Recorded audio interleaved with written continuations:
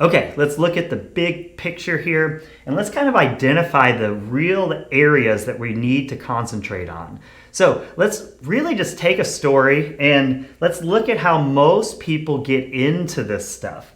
Really what happens is most people are looking, and I think this is just completely natural, but most people are looking to change as little as possible. They want to just go about their lives, and then what they think is that once they start exercising, they are going to lose weight, get the body they want, yada, yada, yada. So what we're looking at here is that the first place most people go is exercise. Sometimes the first place they go is the diet, but that's really, really hard. It's a lot easier just to start a fitness program. So exercise is the first place people go. But then almost inevitably they get some results, but the results plateau pretty fast. And it's because it's not the full picture. So this is where it gets a little cheesy here, so bear with me a little bit. But then what they realize, and we've heard this a billion times, and we know this is true,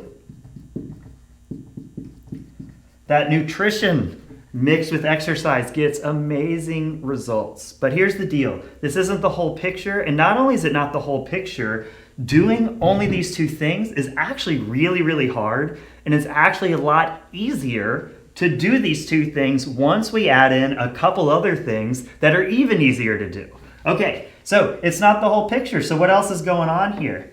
Once we gain the right perspective, told you it was getting cheesy, sorry about that. Once we gain the right perspective, we realize that sleep and a little corner back there, non-exercise activity are so important. So these are kind of the four things we're going to focus on this program, and these are so interrelated. So first of all, let's talk about exercise. This is just getting your heart rate up. Hopefully you're doing things and working out in a way that's functional for your life and also pushes you in the direction of what your goals are and the types of things you want to be able to do in your life. Your nutrition should support your exercise and your body and your mind and all of these things. And it should also push you towards the person you want to be, how you want to look, and these things. Sleep, so incredibly important. If I had to pick one of these four things to do, and I could only do one of those four things for the rest of my life, and I had to pick it, it would be sleep. More important than any of these things. And then non-exercise activity, what I mean by that is moving throughout the day.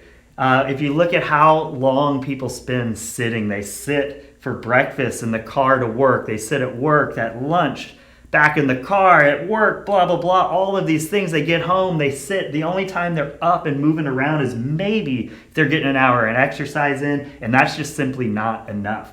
The other things we like to throw in here is just doing some simple movement and mobility work. That way we don't have achy, nagging pains, joints, these things. We're just keeping your body nice and healthy. So here's the real thing.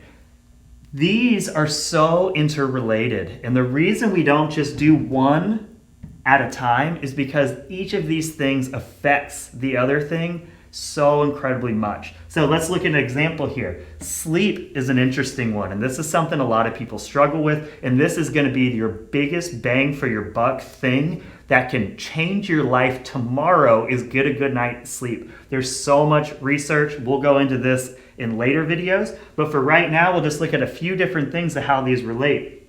Sleep. If we are not getting enough sleep, your hunger hormone and your I'm full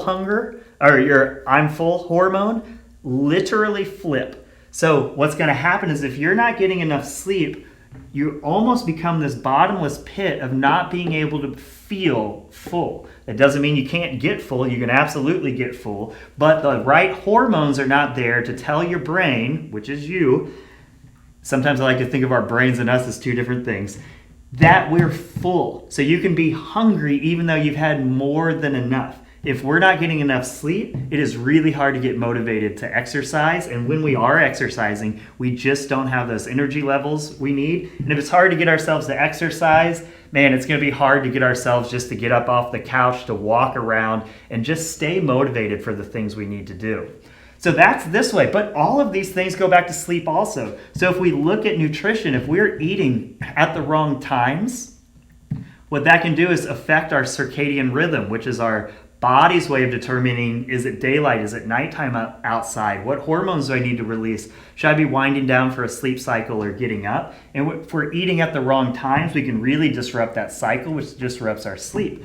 Also, if we're having caffeine at the wrong moments, caffeine has a half-life. For some people, it's extremely long. For some people, it's shorter. If we're having caffeine at the wrong times, maybe we can fall asleep, but it's not going to let us get into that deep sleep that we need.